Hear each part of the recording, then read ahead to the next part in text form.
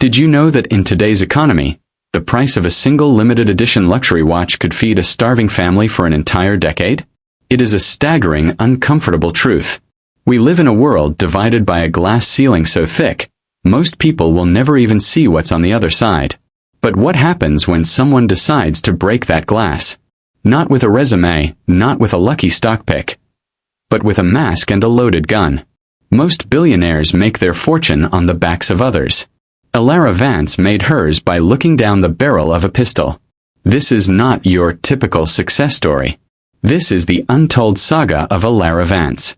To the public, she is the angel of the city.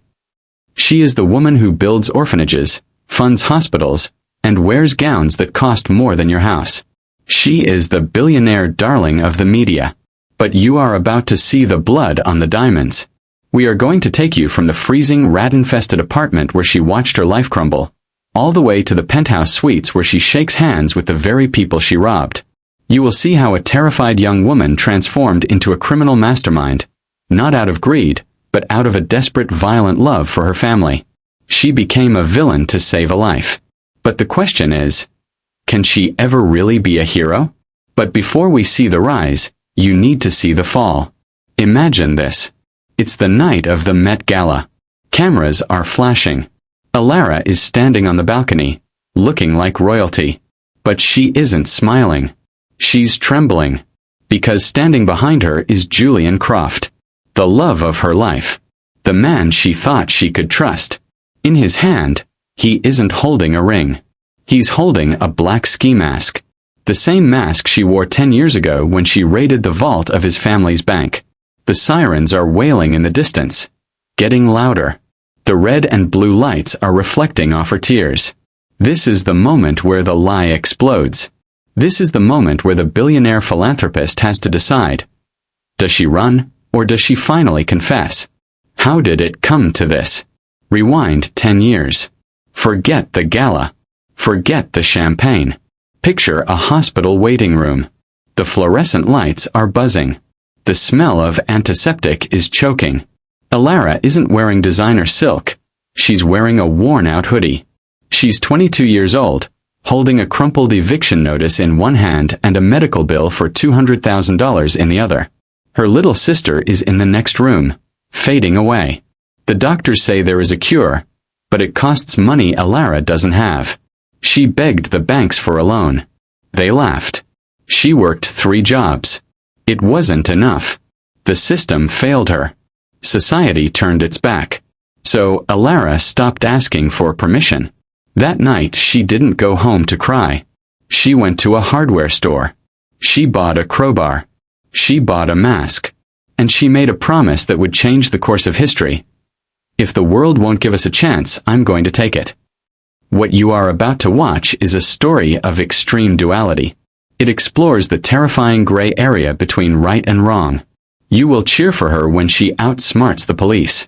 You will cry with her when she uses that stolen money to save a dying child. And you will be terrified for her when she falls in love with the one man who can destroy her entire empire. This story forces us to ask, is it a crime to steal from the rich if you give every single penny to the poor? Or is a thief always just a thief? But what you're about to discover will change how you think about success forever. Before we begin this incredible journey, welcome to the channel. I want to be honest with you. This video took many hours to research, good hours to write, and quality hours to produce.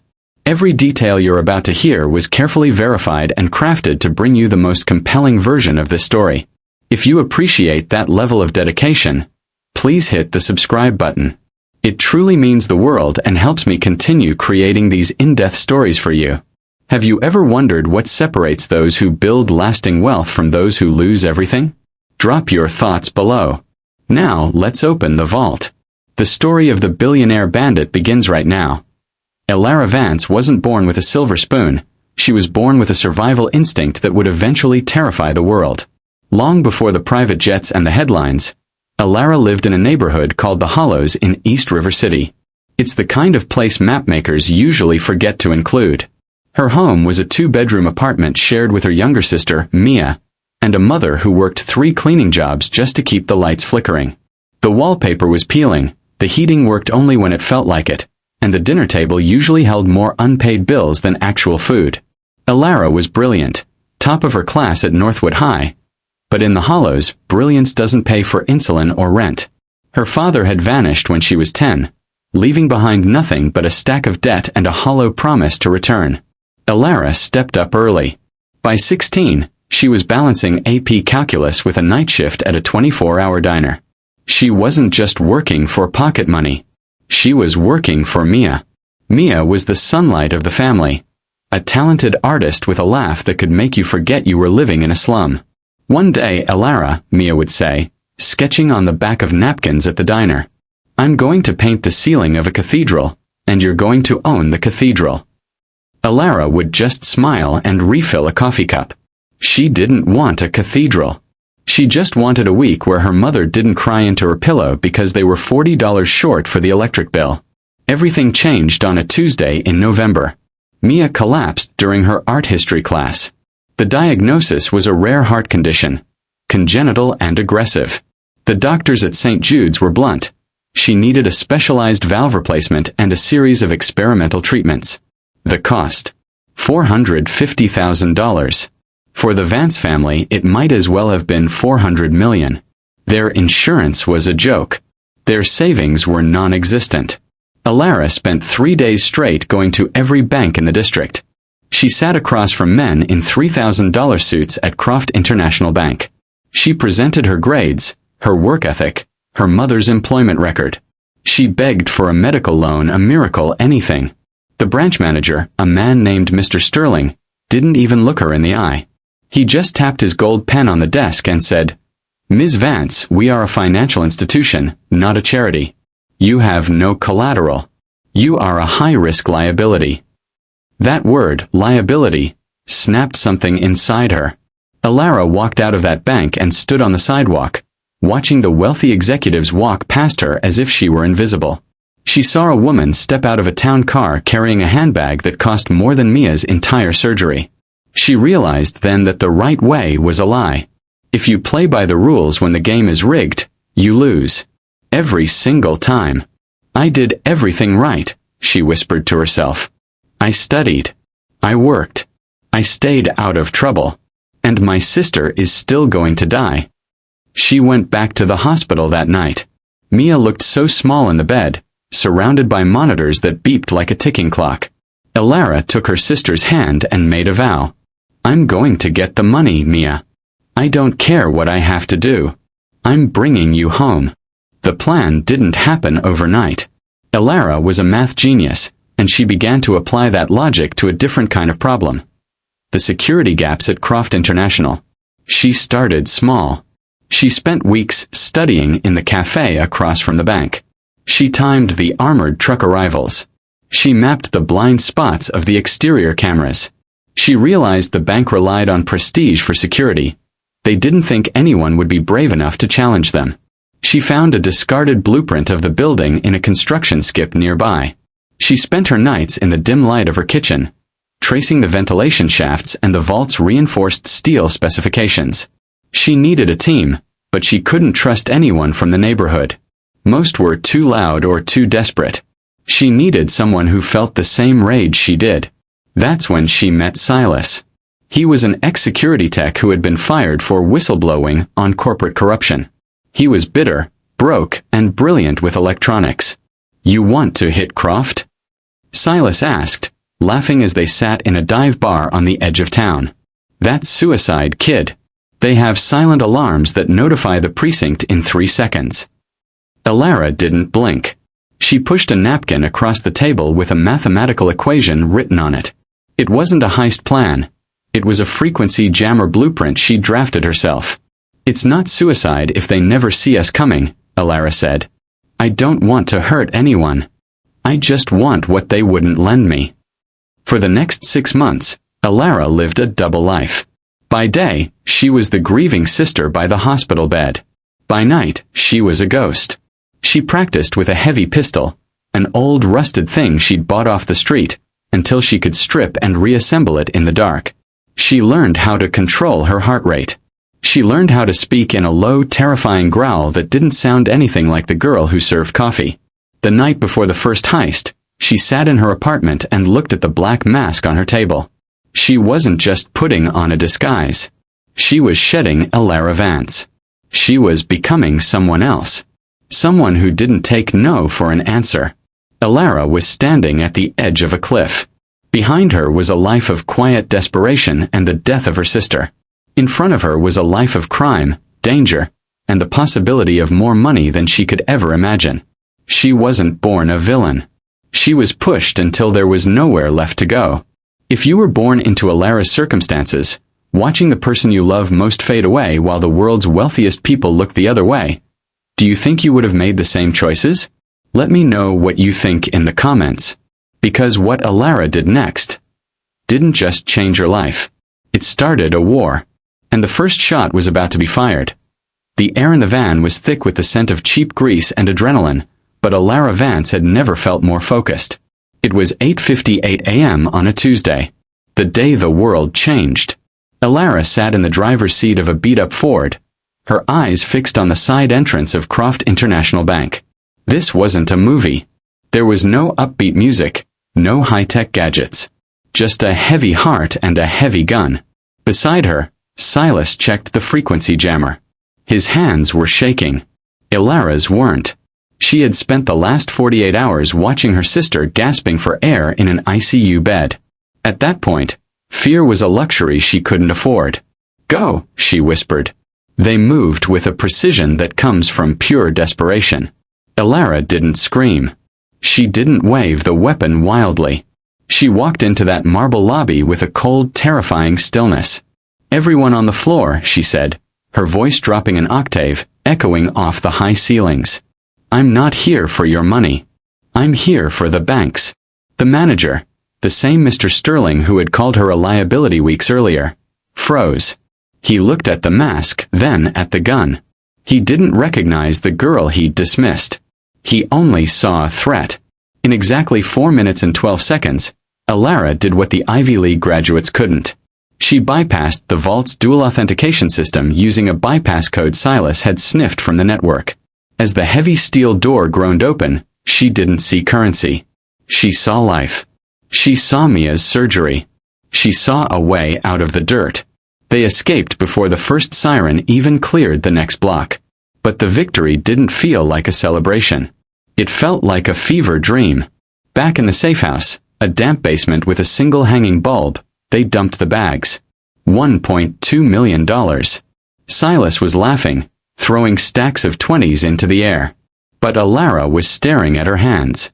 They were stained with the ink from a security die pack that had burst in the bag. To anyone else, it was a mess. To her, it looked like blood. "We have to move," Elara commanded, her voice sharp. "The bills are marked. We need to launder this, and we need to do it now." The weeks that followed were a masterclass in survival. Elara didn't go out and buy a Ferrari. She went back to the diner. She kept her apron on. She kept serving coffee to the cops who were investigating the heist. She learned how to move money through the shadows. She found a corrupt medical broker who could sponsor Mia's surgery using offshore accounts. She told the hospital and her mother that she had won a specialized global health grant she'd been secretly applying for. The lie was heavy, but the results were miraculous. Mia got the surgery. The color returned to her cheeks. For the first time in years, Elara saw her sister breathe without a machine. That was the first win, and it was addictive. But Elara realized something terrifying. $1.2 million sounds like a lot until you realize how much it costs to stay hidden. Silas wanted more. The broker wanted a cut. And the police, led by a relentless detective named Miller, were starting to realize the heist was too clean to be an amateur job. Elara began to see the world differently. She noticed the security cameras on every corner. She noticed how the rich people she served at the diner looked at her, as if she were a piece of the furniture. She felt a growing, righteous anger. Why should she stop at one bank? If she could save Mia, how many other liabilities in the hollows could she save? "We're doing it again," she told Silas one night. "Are you crazy?" he hissed. "We got lucky once. The city is crawling with feds." "I'm not talking about luck," Elara replied. pointing to a map of the city's 3 largest credit unions. I'm talking about a redistribution of wealth. This was the moment Elara Vance died and the billionaire bandit was born. She wasn't just a girl trying to pay a bill anymore. She was becoming a tactician. She spent her nights studying shell companies and real estate. She realized that if she stole enough, she could buy the very banks she was robbing. She could hide her crimes behind a wall of corporate legality. But it came at a cost. She had to distance herself from her mother. She couldn't tell Mia the truth. The more she saved the people she loved, the more she became a stranger to them. She was living in a palace of secrets. Every time she kissed Mia's forehead, she felt the ghost of the mask on her face. Every time she saw a news report about the mysterious masked thief, she felt a surge of power and a hollow pit of guilt. By the end of the year, Elara had participated in 4 major heists. She had accumulated nearly $15 million. She had successfully moved her family to a safer neighborhood, though she told them it was because of her new, high-level consulting job. But then, the most dangerous variable entered the equation. Julian Croft, the son of the bank's owner. He didn't come with handcuffs. He came with an invitation. He had noticed Elara's business brilliance and her sudden rise in the consulting world. He was fascinated by her. Elara had a choice. She could stay in the shadows and keep her distance. Or she could do the unthinkable. Step into the light, date the man whose family she was destroying, and use his own resources to build her empire. Elara was playing a game of chess with the devil, and the stakes were her very soul. At this point, Elara had to choose between staying invisible and safe in the shadows, or stepping into the world of high society to hide in plain sight. Even if it meant falling for the man who was hunting her. What would you have done? Stay hidden, or play the ultimate double game? This decision would define everything that came next. Because the next act of Elara's life wasn't about survival. It was about power. And power always demands a sacrifice. Elara Vance was living a dream, but she was waking up in a cold sweat every single night. By this stage, Elara had successfully transitioned from a desperate girl with a gun to a sophisticated investor. On paper, she was the CEO of Vance Global Holdings. She sat in glass-walled boardrooms and discussed aggressive expansion. But the foundation of her empire was a ticking time bomb, and the clock was accelerating. The darkest period didn't start with a police raid. It started with a ledger.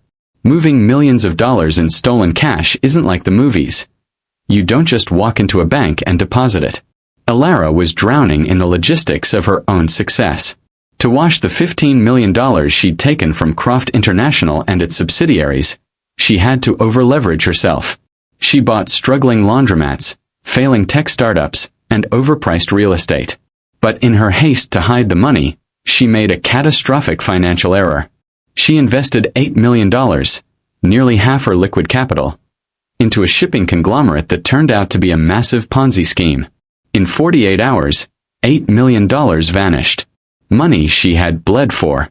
Money she had risked prison for. Elara sat in her luxury penthouse, a place that felt more like a cage than a home, and stared at the floor-to-ceiling windows. She was broke. Not Hollow's broke, but billionaire broke. If she couldn't meet her next payroll for her shell companies, the auditors would come. And if the auditors came, they'd find the ink-stained trail leading back to that first vault. The stress began to fracture her soul. She was losing her hair. She couldn't eat.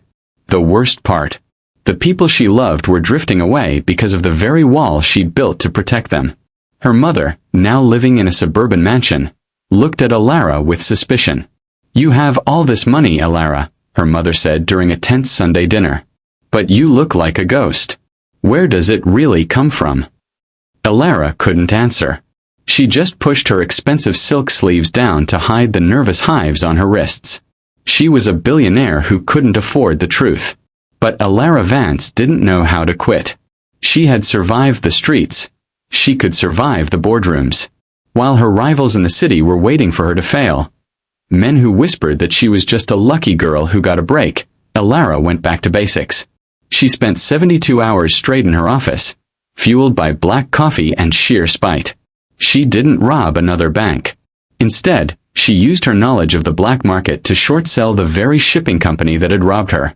She played the game more ruthlessly than the crooks who ran it. She turned her last $2 million into $12 million in a single week of high-stakes trading. It was a victory, but it was a cold one. She was becoming the very thing she used to hate, a predator. This brings us to a pivotal moment. Elara had enough money now to take Mia and her mother, flee to a country without extradition, and live in peace forever.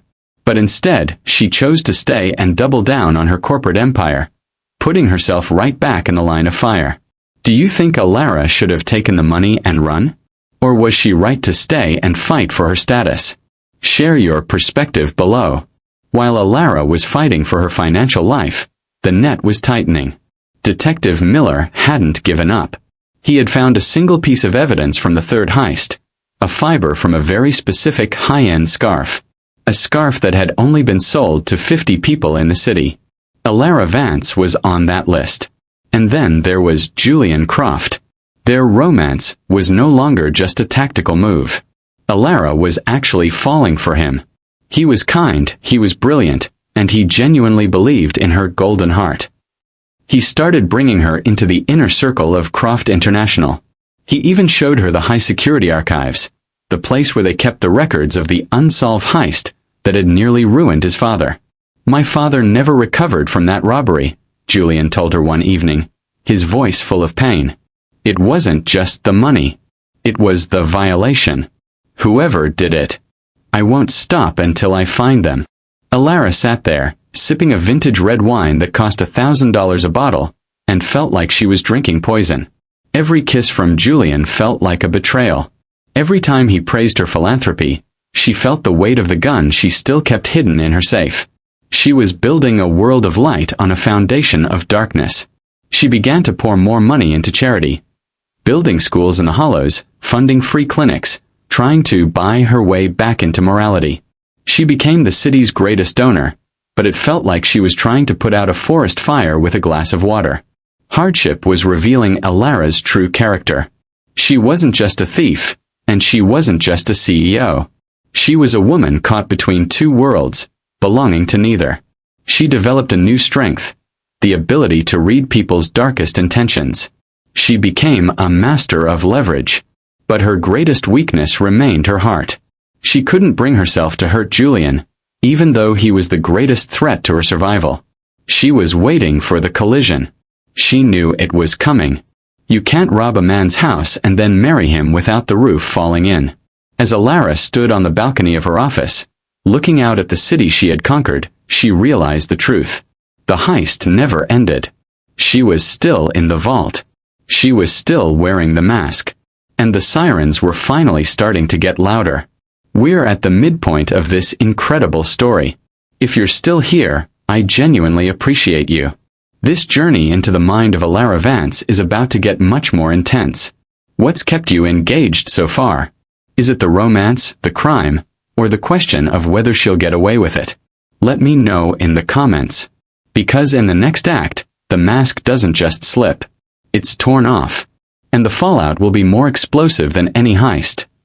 Success is the best disguise, and by year 5, Elara Vance was wearing it like a second skin. The momentum didn't just shift. It exploded.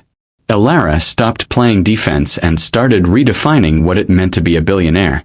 She realized that while she couldn't erase her past, she could outrun it by building a future so bright it blinded everyone to the shadows. The breakthrough came through a massive strategic gamble. Elara pivoted Vance Global Holdings toward green infrastructure. She poured every remaining dollar into a proprietary solar filtration technology that could provide clean water to neighborhoods exactly like the Hollows. It wasn't just a business move, it was a message. When the Vance filter was patented, it attracted the attention of the World Economic Forum. Suddenly, Elara wasn't just a rich girl with a mysterious background. She was a visionary. She was invited to speak at global summits. She sat across from presidents. But the most influential ally she gained was Eleanor Croft, Julian's mother and the matriarch of the Croft dynasty. Eleanor was a woman who valued iron wills. She saw in Elara a reflection of her own youth, though she had no idea how literal that reflection was. You have a hunger the others lack, Elara, Eleanor said during a private tea. Most people here were born into wealth. You look like someone who took it by force. Elara didn't flinch. She just smiled and replied, I believe in making my own opportunities, Eleanor. From that moment, the network effect took over. Being endorsed by the Crofts opened doors that were previously bolted shut. Vance Global hit a valuation of $4.2 billion. Elara was no longer washing money. She was generating it at a rate that made her previous heists look like petty shoplifting. She used this legitimate power to launch the Vance Foundation, which focused on medical justice. She hired the best lawyers to lobby for healthcare reform. She built a state-of-the-art wing at St. Jude's, the same hospital where Mia once lay dying. She was finally the Golden Heart the media proclaimed her to be. But the transformation wasn't just in her bank account. It was in her character. She learned that a checkbook could change more lives than a handgun ever could. She moved with a new level of peace, a quiet confidence that she had finally paid back her debt to society. The greatest proof of Elara's transformation was Mia. Now 22 and healthy, Mia had become a rising star in the art world. Her paintings weren't of the slum anymore. They were massive, vibrant canvases exploring themes of hidden grace.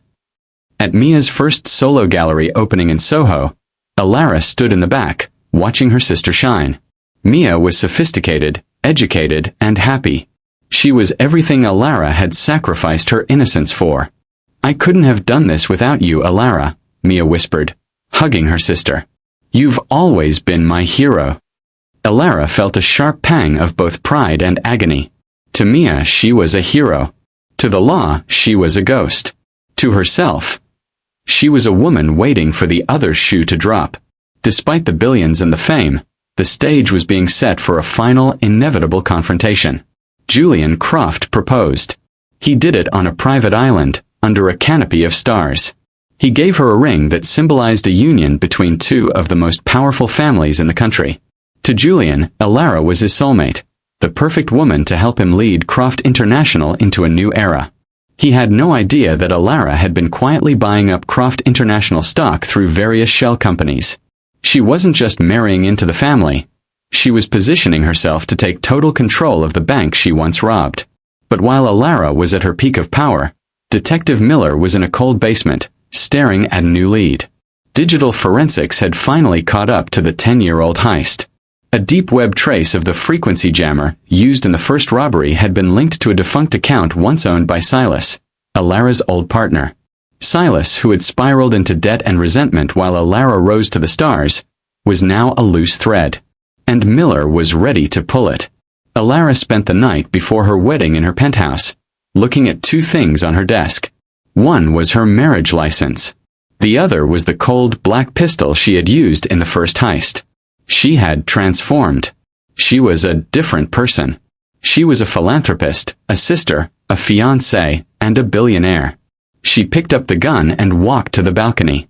She looked at the city lights, lights she helped keep on. With a deep breath, she threw the weapon into the dark waters of the river below. She thought she was finally free. Elara had effectively reborn herself. She had turned blood money into a lifeline for thousands. She had evolved from a criminal into a pillar of the community.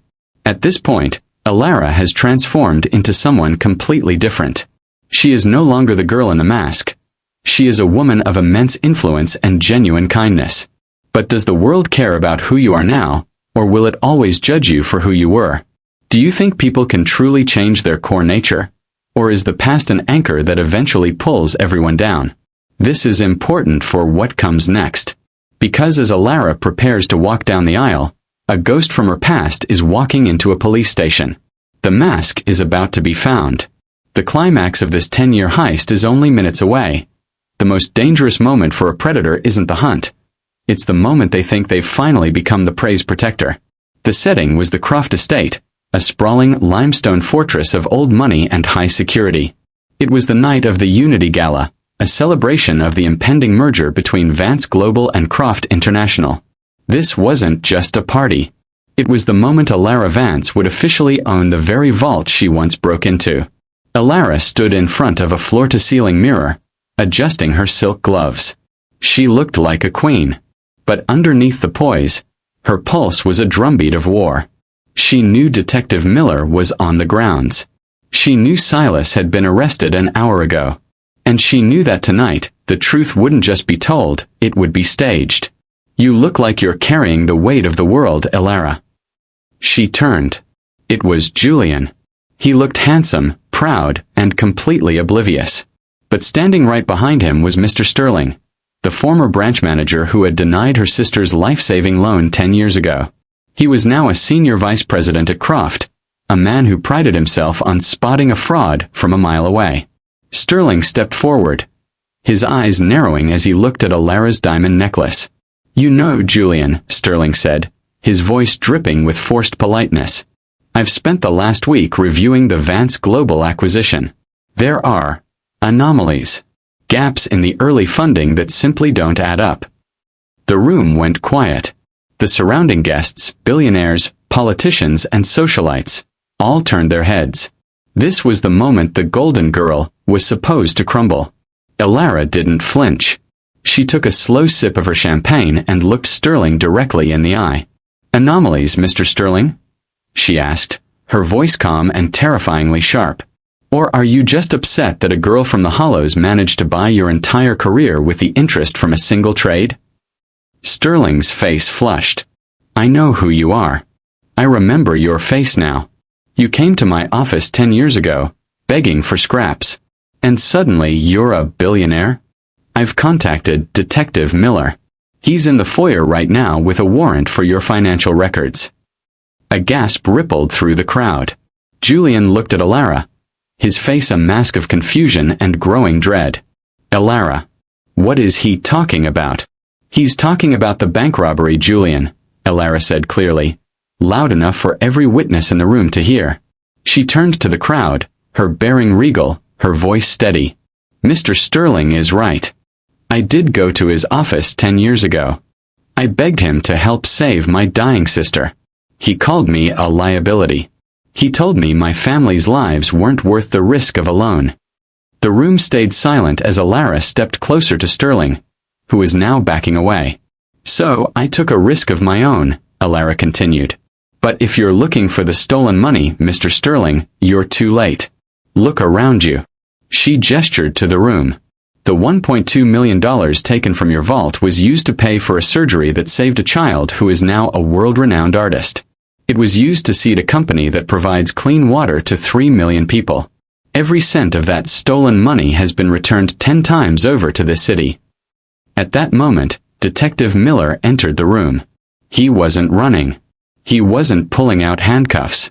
He was holding a file. "Mr. Sterling," Miller said, his voice heavy, "we processed Silas.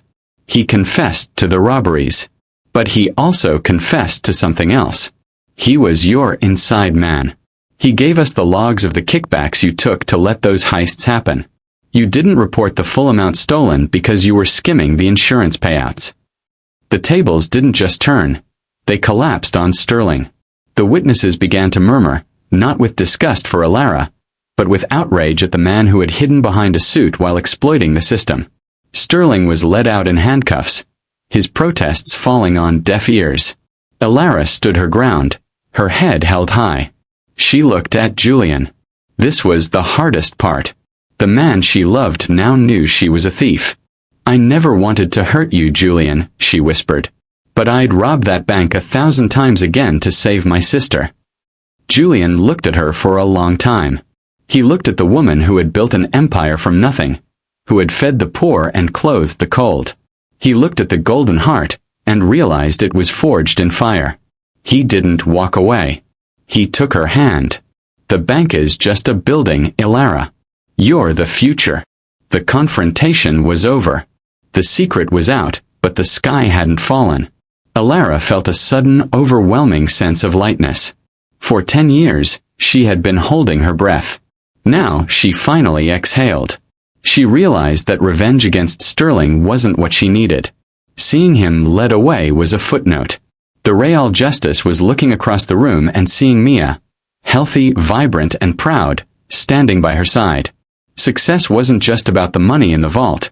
It was about the lives she had moved out of the darkness. She had started as a villain in the eyes of the law, but she had ended as a hero in the eyes of her people. The heist was finally complete. She hadn't just stolen a fortune. She had stolen her destiny back from a world that tried to take it. She was Elara Vance. And her heart was finally truly her own. The confrontation is over. Elara stood her ground, exposed her enemy's hypocrisy, and maintained her dignity in front of the world. Do you feel satisfied with how this played out? Or would you have wanted Elara to do something different? Perhaps you think she should have kept the secret longer, or maybe you think she should have faced more legal consequences. There's no wrong answer here. Let me know in the comments. We are approaching the final chapter of this journey. What happens when the dust settles? How do you live a life when the world knows exactly who you are? The aftermath begins now. The dust of the explosion had settled, but the world Elara Vance woke up to was fundamentally different. The morning after the Unity Gala, the headlines weren't about the merger. They were about the billionaire bandit who had walked into the light. But unlike most scandals that destroy an empire, this one did something unexpected. It humanized a titan. For Mr. Sterling, the aftermath was a cold, sharp descent. The revelation of his insurance fraud and his collaboration with Silas didn't just end his career. It erased his legacy. Within 72 hours, the board of Croft International stripped him of his titles and his pension. His assets were frozen as the federal investigation deepened. The man who once looked down his nose at liabilities was now the ultimate liability himself. He went from a limestone estate to a cramped legal defense office, trading his gold pens for a public defender. The social circles he once dominated closed their doors. He became a cautionary tale of corporate greed, the man who was outsmarted by the very poverty he tried to ignore. While Sterling fell, Elara underwent a secondary ascension. Vance Global Holdings saw a temporary dip in stock, followed by a massive surge. The public, tired of sterile, unreachable billionaires, rallied behind her. She became a symbol of radical transparency. She leaned into it, settling with the Department of Justice by paying a massive $100 million restitution and community development fine. She didn't fight the legal system. She settled the debt of her past so she could own her future. She was soon awarded the Global Impact Award for her work in green energy. Her influence tripled. She wasn't just a business leader. She was the architect of a new moral standard in finance. She proved that you could have a golden heart and a steel backbone at the same time. Elara often sat on the balcony of her penthouse, looking out over the city lights, thinking back to that first night in the van. She realized that her struggle wasn't a mistake. It was her education. The hunger of the hollows gave her a perspective no Ivy League MBA could ever teach. She learned that true strength isn't found in the absence of fear, but in the decision to act while your hands are shaking. She actually felt a strange sense of gratitude towards Sterling. His cruelty had been the catalyst. If he had given her that small loan 10 years ago, she might still be working at a diner, living a small, quiet life. His no was the spark that forced her to become a queen. Mia, now a pillar of the art world, looked at her sister with a wisdom that surpassed her years. She understood the weight Elara had carried. People ask me if I'm ashamed of how we got here, Mia said during a televised interview about her latest exhibit. And I tell them, my sister didn't choose to be a criminal. She chose to be a savior in a world that wasn't looking. She wore a mask so I didn't have to. Mia's character development was a source of immense pride for Elara. She hadn't just saved Mia's heart, she had protected her spirit. Mia became a mentor for underprivileged youth, teaching them that their circumstances didn't define their worth. Fast forward to today. Vance Global is a multi-billion-dollar powerhouse, leading the world in sustainable technology. Elara and Julian are married, a partnership based on radical honesty and mutual respect. They are the city's most powerful couple, but they spend their weekends volunteering in the clinics Elara built. Julian's bank was restructured. It now has a social mobility division that ensures no one is ever turned away for a life-saving loan based on their zip code. As for Silas, Elara ensured he had the best legal representation. He served a reduced sentence and now works as the chief of cybersecurity for Vance Global. He found a way to use his skills for protection rather than theft. Sterling, meanwhile, lives in a small apartment on the outskirts of the city. He occasionally sees Elara's face on the news or on billboards. He is a man forgotten by the world he tried so hard to impress. Elara walked through the halls of the new Vance Medical Center recently. She stopped at the front desk, watching a young woman, looking tired, stressed, and desperate, hand over a medical bill. The receptionist smiled and pushed it back. "This is covered by the Vance Foundation. You don't owe a dime." Elara watched the woman burst into tears of relief. She didn't stay for the thanks. She just walked out into the sunlight, knowing that the vault was finally truly closed. The bandit was gone. Only the hero remained. Looking at where everyone ended up, do you believe in karma? Sterling lost everything because of his own greed, while Elara's crimes ultimately built a better world. Or is this just the natural consequence of the choices they made? One choosing to build and the other choosing to exclude. I want to hear what you think in the comments. We often think of success as a destination, but for Elara Vance, it was a long, violent reconstruction of her own soul. As we look back at this journey, we have to ask ourselves, what did we really witness? Was it just a heist? A romance?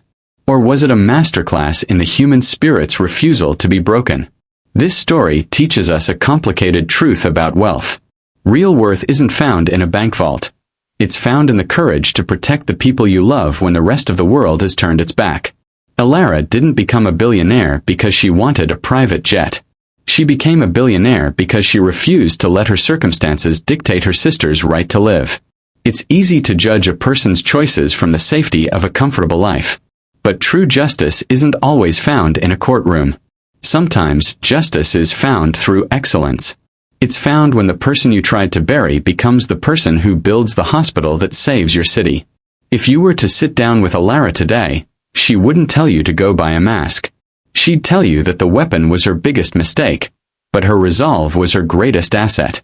Money is just energy, she once said in a commencement speech at her old high school in the Hollows. It can be a cage, or it can be a key. If you're waiting for the world to be fair before you start building, you're going to be waiting forever. You have to build your own door. She's changed. The sharp edges of the girl who held the gun have been polished into the wisdom of a woman who understands that true power is the ability to say yes when the system says no. The legacy of the Vance family is no longer one of poverty or crime. It is one of generational transformation. Mia Vance is now an artist whose work hangs in the world's most prestigious museums. But more importantly, she is a woman who knows her worth isn't tied to the price of her paintings. The hardship they endured didn't break them. It prepared them. Because Elara broke the cycle of poverty, the children who come after her will never know the smell of a damp basement or the fear of an eviction notice. But they will know the value of $1 and the weight of a promise. They are the living proof that your beginning does not have to be your end. And what of Mr. Sterling? Elara doesn't spend her time celebrating his downfall. In fact, she rarely thinks of him at all.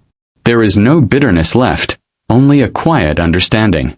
Sterling's cruelty was a gift, a terrible, painful gift that forced her to find a strength she didn't know she had. He is a man who measured his life by the balance in a ledger, and in the end, that ledger left him bankrupt in every way that matters. His opinion, which once felt like a death sentence to a 22-year-old girl, now means absolutely nothing. Elara has found the ultimate revenge. She is at peace. So, what can you take away from this story? Perhaps it's the realization that your current setbacks are just the setup for a greater comeback. Or maybe it's the importance of integrity. Not the kind that follows every rule, but the kind that stays true to your heart even when the rules are wrong. Don't let the world define your worth. Don't let a no from a man in a suit stop you from saving what matters. Most importantly, have the courage to love yourself through your own transformation. You might start in the shadows, but you were built for the light. Elara Vance started as a liability. She became a legend. She proved that a golden heart isn't something you're born with. It's something you forge in the fire of your own struggles. We've reached the end of this 176-minute journey together. Thank you for staying until the very last second. This has been the story of the billionaire who made her fortune at gunpoint, only to spend the rest of her life healing the world.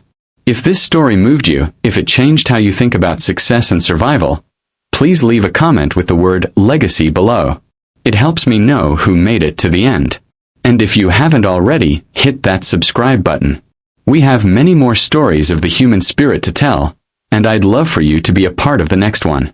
I'm the Story Keeper, and remember, your past is a lesson, but your future is a choice. Until next time.